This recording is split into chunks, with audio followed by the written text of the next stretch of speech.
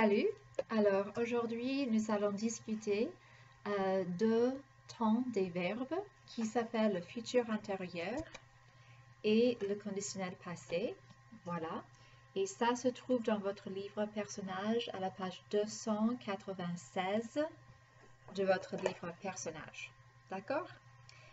Ok, alors donc le futur antérieur correspond en anglais à future past. D'accord? Ici, le conditionnel passé correspond à the conditional past. Et ce sont deux temps qui sont les temps composés, comme le passé composé et le plus que parfait. Et ça veut dire que il faut utiliser une forme de avoir ou être plus le participe passé. D'accord? Exactement comme le passé composé. Mais avec le passé composé, avoir et être sont au présent.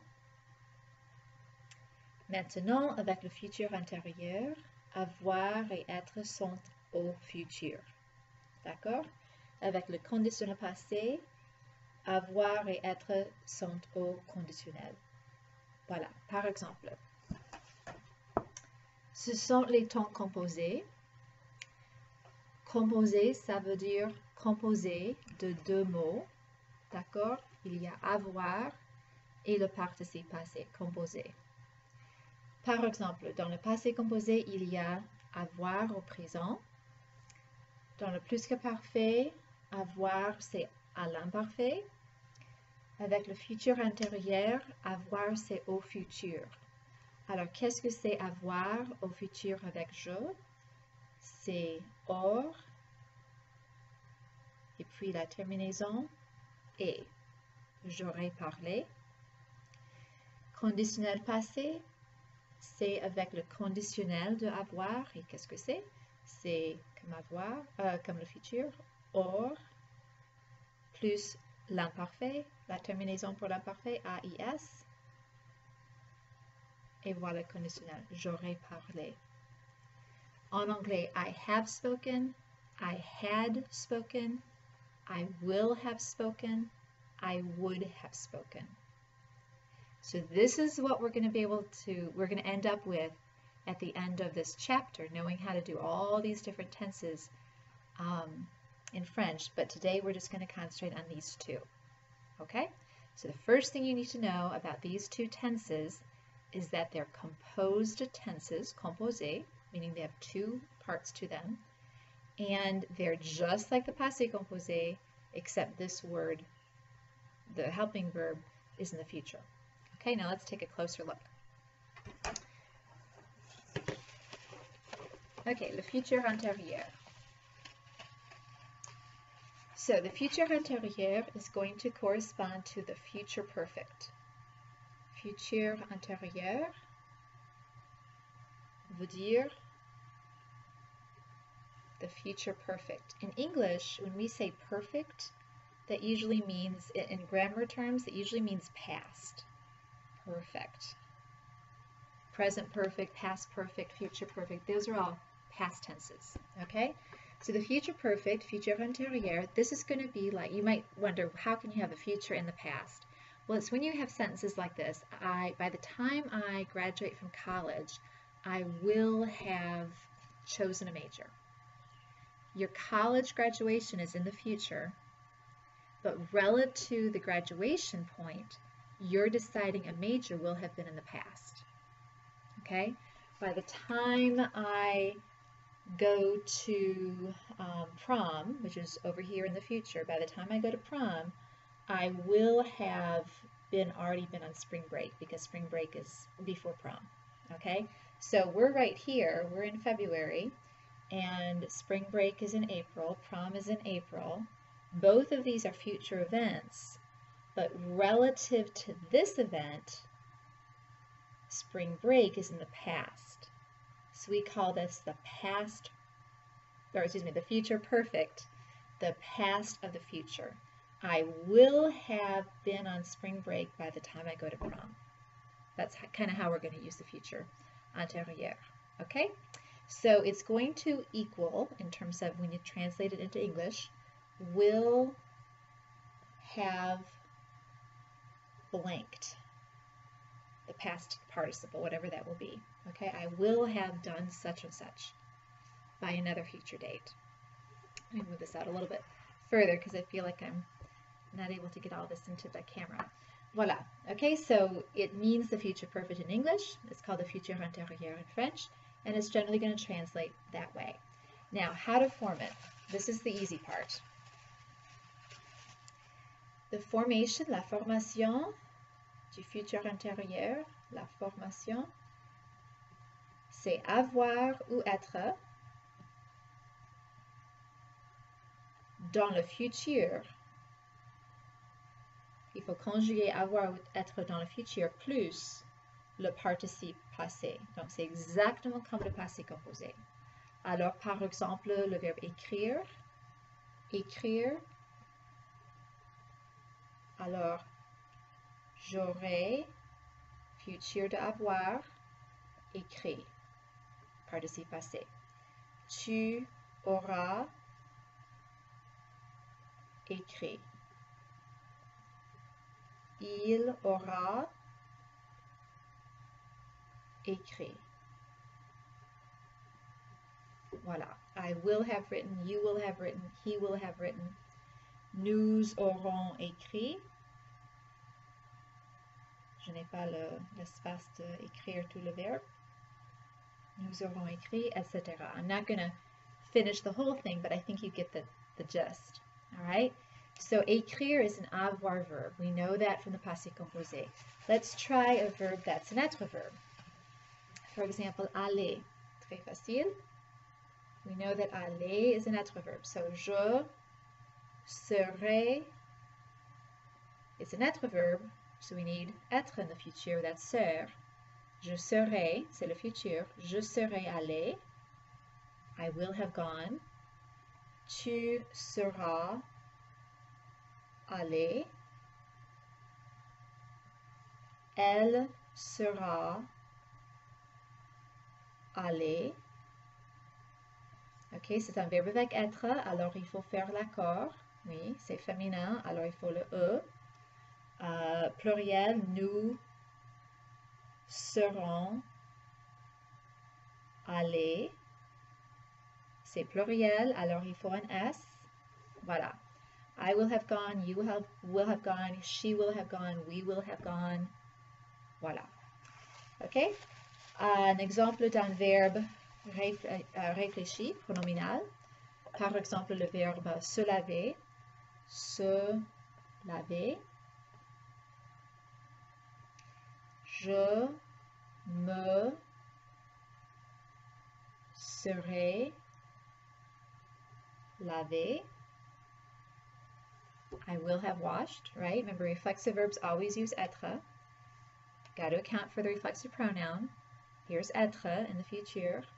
Je me serai lavé. I'm going to skip down to the pronoun il, just to show a little variety. Ils se seront lavés. Avec un S. They will have washed. D'accord? By the time they eat dinner, they will have washed up. Voilà, c'est logique. D'accord? C'est le futur antérieur. Bon, so that's the formation. Let's just try a couple practices. Let's see if you could do this in the futur antérieur. Faire avec tu, aller avec je.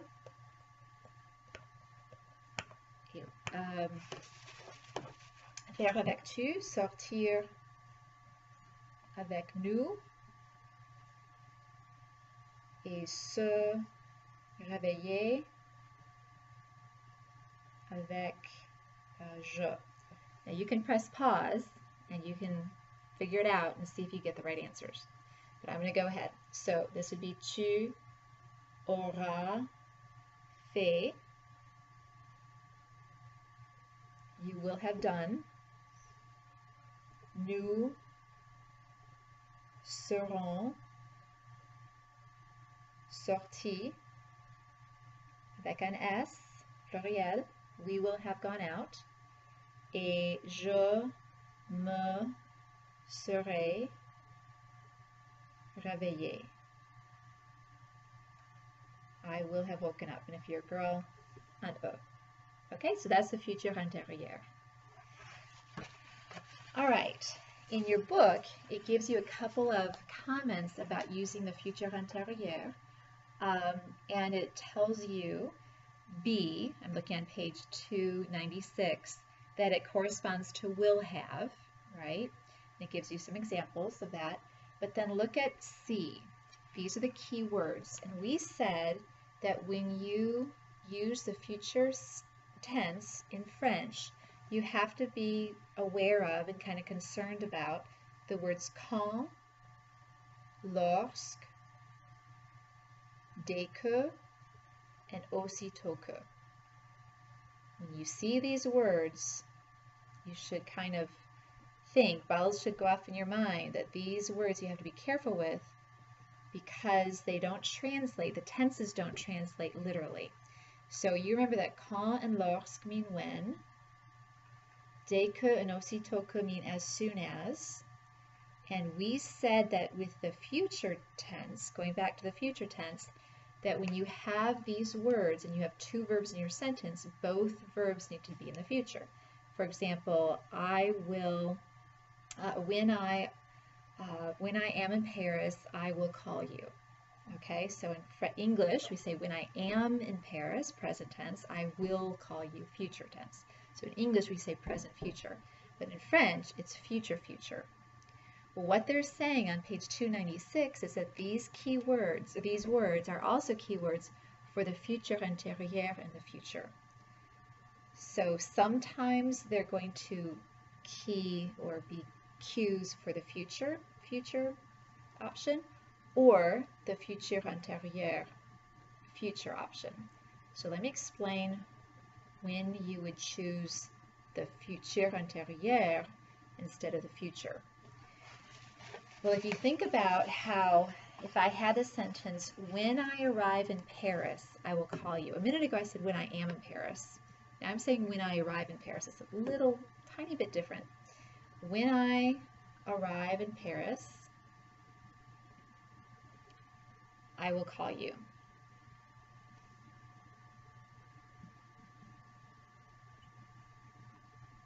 Okay. This is clearly the future, no problem there. This is the present, but we have our key word when. And we know that when we have the word when and we have a future situation, this has to be in the future. So we can write it like that. Quand je serai arrivé, quand je arriverai, that's what I want to do next. Quand j'arriverai à Paris, je te téléphone. I never have enough room here. There's my rest of my word there. This is fine, okay? Future, future. But if you think more carefully about the sentence, I will have to have arrived before I call you. This will be a past tense by the time this happens. In English, sometimes we say, when I have, I will have arrived in Paris when I call you. I will have arrived in Paris when I call you. We don't have to say it that way, but we could. And because this action will have to have happened before this action, I could put this into the futur antérieur, and that would probably be a clearer and more correct way of saying the sentence. So I'd be better off in saying quand je serai arrivé. And it still translates the same way. When I arrive in Paris, I will call you. But this is more accurate grammatically and in time, in the way the time happens. And the French prefer this. Even though in English we wouldn't think about it that way. When I will have arrived, or when I have arrived in Paris, I will call you. Even though we don't have to say it that way in English, when I have arrived, we could say when I arrive.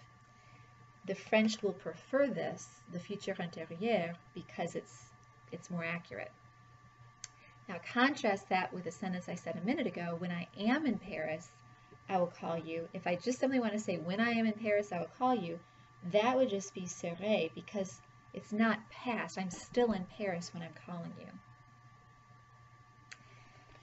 They have the example in the book of the word après que. So we're going to add après que as another keyword. So we have quand, dès, quand, lorsque, dès que, and aussitôt que, and then we have après que. And après que means after. And we should, at this point in our French career, be pretty familiar with the word que. You use que when you have a complete sentence or a complete clause afterwards. You can only use après by itself with a noun, like après l'orage, after the storm. That's correct. But if you have a complete sentence, like after I get to the party, after I arrive at the party, in English we just say after I arrive. If you have a subject verb in French, you must have a que. Always, with whether it's après que or parce que or avant que. If you have a subject or verb, you need que. So that's the first thing to notice. You can't just say après j'arrive, after I arrive. You have to say après que. Okay, now going a little bit, looking more carefully at the word après que. If you were to have that sentence, after I arrive at the party, I will talk to you. Once I get to the party, I will talk to you. Okay, so après que j'arrive, I'm going to assume this is the beginning of my sentence, après que j'arrive à la fête, and I don't have it correct yet, je te parlerai. So after I arrive at the party, I will talk to you. Now this is clearly the future. I will talk to you. This in English is the present. After I arrive, that's present. But if you think about it, the party hasn't happened yet. I haven't arrived. I haven't talked to you. They're both future actions, right? So we know that we're going to need to put this in the future. But actually, and this word after is very clearly showing this, I will have arrived before I talk to you. So this has to be in the futur antérieur. After I have arrived, and we can kind of hear that in English,